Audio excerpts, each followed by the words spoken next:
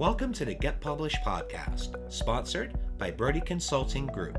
To get more information about our coaching, publishing, executive ghostwriting, and podcast production services, go to getpublishedpodcast.com.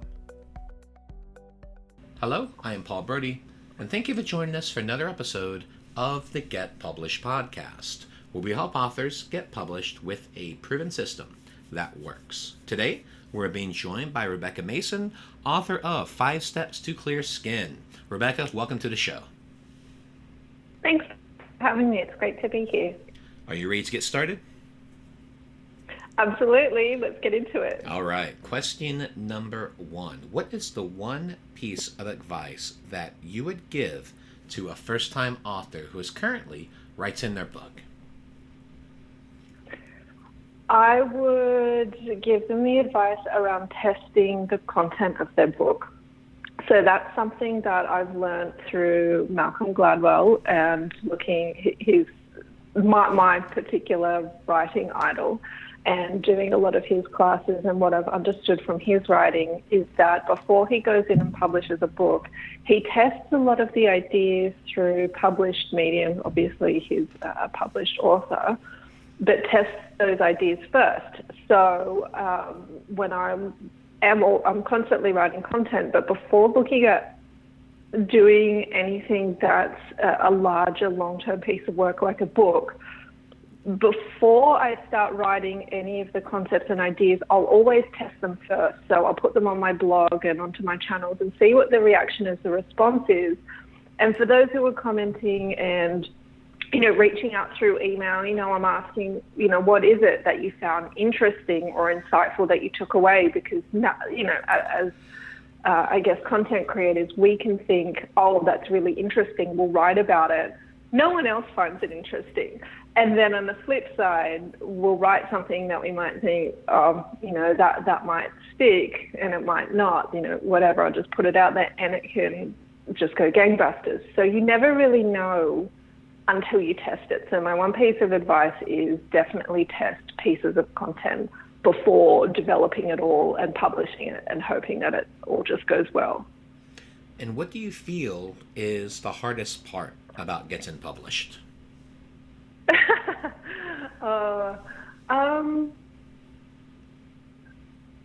To be honest, it's kind of managing the fear of the unknown. You don't know how it's going to be received, if it's going to have massive uptake or some people would like it. Mitigating that risk is obviously through that testing protocol that I mentioned before. So I think that's the difficulty on the mental side. On the physical side, delivering the book, it's probably just maintaining that momentum and consistency, because it can be a bit of a grind. And what I've found is, if you turn the book writing into a habit, so you're doing something for half an hour, each day for, say, it could be 3 months to 12 months, it becomes something that you kind of just automatically do. Like, I'm just working on my book, this is my allocated time for the day. Yeah, and that's just creating a new habit. Well, let's talk about marketing. So please share a marketing strategy that you have used in your book launch that has worked well. Right. We were mentioning before how my book got picked up. It went viral. So I guess the tip here, and I'll just explain a bit about how it came about for me and how it went viral. I, at the time, had written the book because I was experiencing really bad adult acne. I don't anymore, and I don't write that blog anymore, because I finished up with it, which is a really good outcome for me. But with the skin, I had reached out to a provider whose skincare products I was using at the time and said, you're really transforming my skin. I've been to doctors and all they do is prescribe me with medication. I refuse to take it because I don't believe it's the right answer, but your products are helping clear this up for me. And they said, come in, let's take a look at you. And I just organically that way became a brand ambassador for them, so taking lots of before and after pictures of the treatments and letting them film me. And just through that quite organic process. We had an opportunity for a news crew to come in and do a piece on adult acne. And because I was helping them at the time, I got a lot of traction just from that news piece and people finding the blog, and that's how my book went viral that way. So the piece of advice that I would have is, if you have an opportunity to find a potential partner who you can do PR with, that is probably one of the more effective ways for you to get your published content in front of the audience that you would want. Yeah.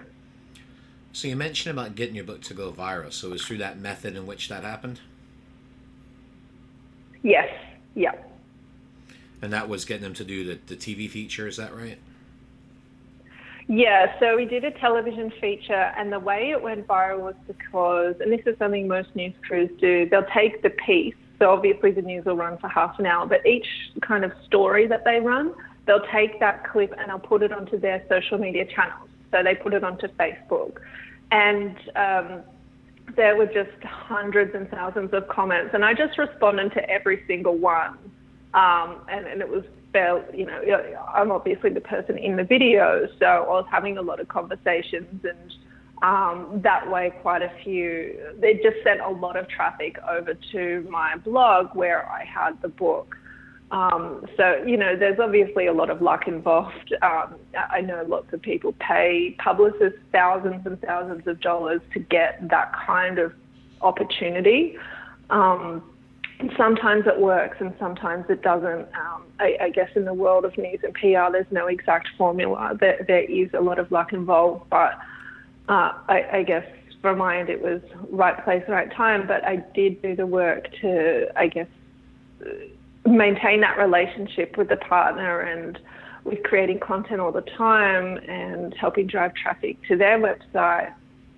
They obviously knew that I was, ready, willing, and able to, share my story, which was just, like I mentioned, right place, right time for me. But that press opportunity that we had just completely catapulted the amount of visitation to my blog.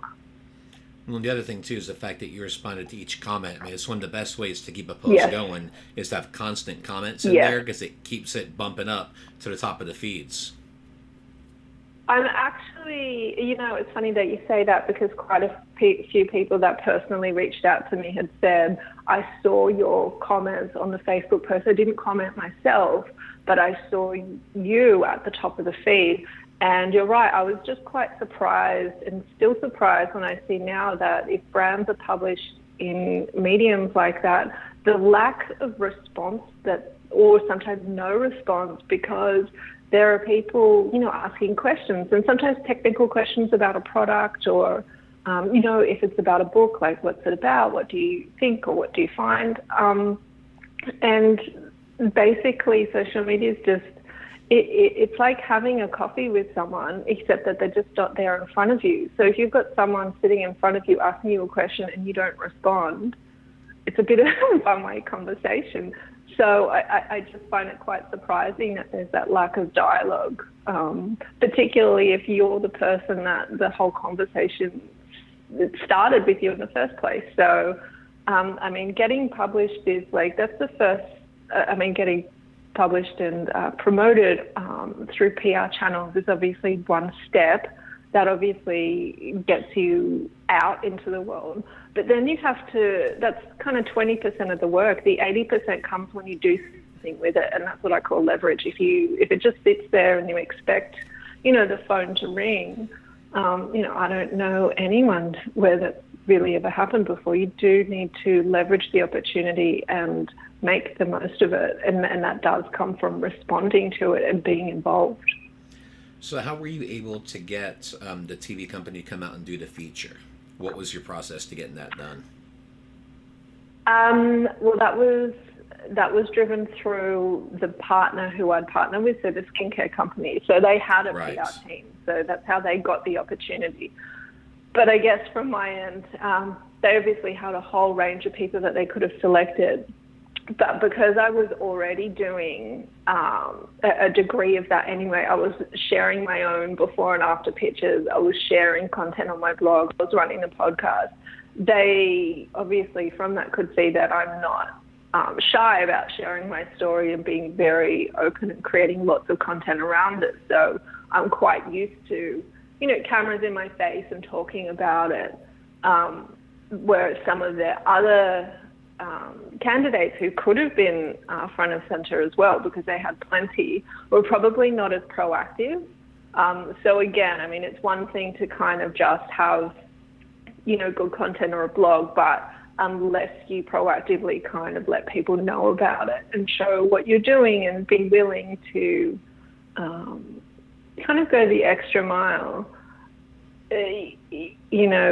no one kind of rocks up to your door and just offers you opportunities on a platter. I've just found that you do really need to make them happen and be clear about what you want. So with them, the ambassadorship obviously organically came around, but it's only because I kind of reached out to them and it was, this is what I'm already doing. I didn't reach out to them and say, hey, I think a partnership would be a great idea. What can you do for me? It was the other way around. Plus, you had the book, and I think that's always the great equalizer. You had all the information. You're already reaching out. You're not afraid to be in front of the camera. Yes. But you also had a book, and that little slice of authority and credibility, it really does separate you from other people that may have similar content, but you know what? They don't have the book. Exactly, because in that process, putting it together, there's obviously that, like you said, the word is credibility, that you invested the time, effort, and energy into high quality research and then writing the book itself. So yeah, it absolutely demonstrates. I think that you're serious.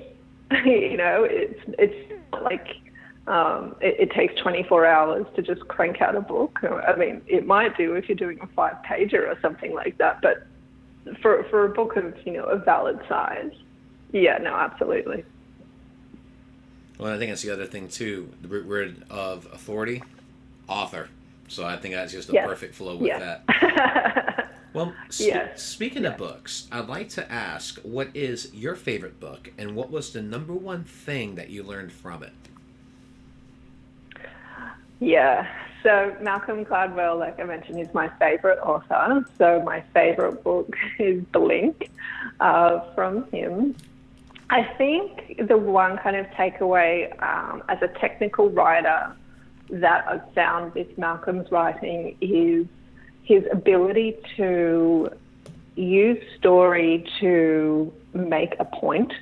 So a lot of his writing actually is very analytical and very data-centered, but you'd never really know you're reading scientific data, essentially research studies. Every single chapter is essentially a research study, but he massages it always with a really interesting concept around it, where you don't even realize that you're reading, really technical information. So his ability to leverage the power of a story to kind of dilute what would be otherwise boring information is really an art. And I guess that is the one takeaway that I've learned from him, is how to make concepts interesting for other people to digest. Yeah, and that's the biggest thing. It's basically taking everything, simplifying the content, and making it all about the story. Because it's the easiest way to connect with people. Yes, and it's so funny that you say that. Last week, I'm a public speaker, and I'm always perfecting the craft. And in one of the lectures that I was at last week, there was a quote that that the human brain doesn't remember statistics, it does remember stories. Yep. And just reflecting back when we lived in, hunter-gatherer society, information was shared through story. No one sat down and said, this is the time, date, and the place that we're going. It was, this is, all about storytelling, literally around the campfire. So it's no surprise that as human beings, our brains haven't changed. The way that the infrastructure around us, like a schooling system, 4 walls and sit there for 8 hours and learn, is different. It's not exactly natural for us, but the concept that children and also adults learn primarily through storytelling. So yeah, you're absolutely right. Story is, if you want your content to stick, you have to wrap a story around it. And for a final question, what is your favorite quote and why? Favorite quote, it's not really an author's quote. It's just one that has stuck with me probably for the last 3 years. It's from Jeff Bezos, who, as we all know, genius behind Amazon. And the quote that he said is that Amazon wasn't built as one big behemoth overnight. It's really just the end product of continuous improvements every day. So we've just made small tweaks every day, and it kind of just ended up being Amazon. The reason why that's a really powerful quote for me is because it really highlights that nothing worth building happens overnight. If it does, it usually doesn't last. You can look at any kind of company in history and see it as proof. But it doesn't matter in what area of life you apply that to, whether it's business, a relationship, your health. Nothing in that's goal worthy happens in the short term. It's really just that consistent, persistent, daily, like I mentioned before, even if you're writing a book, it's a habit. You're creating habits to make slight improvements every day. And that, kind of like money, it compounds over time. That ends up with an amazingly, overwhelmingly successful result. So just knowing that and applying that concept into those areas of my life has really shown me the difference between, attacking the elephant all at once, which I have tried to do, I guess, a little bit earlier in my life, whereas now taking advice like that on board and understanding, slow and steady is the only consistent way to have results that are worth having, that you're going to maintain. Well, Rebecca, I want to thank you for being a guest on the show. What is the best way for people to find you online? Online. Okay, my LinkedIn profile is the best way because I'm really active on LinkedIn. So Rebecca Mason, I'm based in Sydney, Australia. As you'll see from the profile, that's me. Otherwise, you can go to rebeccaandveronicamason.com. That's a website that I share with my sister. At the moment, we do public speaking together, so that's our website. And you'll find my email and contact details on there, and obviously social profiles that you can link through to as well. But I'll send those links over to you. Rebecca, thank you once again for being on the show, and I wish you all the best in your author journey ahead. Thanks, Paul. They're awesome questions. Thank you very much for having me. Thanks again for joining us today. To learn more about how you can be featured in our brand new Get Published business book, go to getpublishedpodcast.com.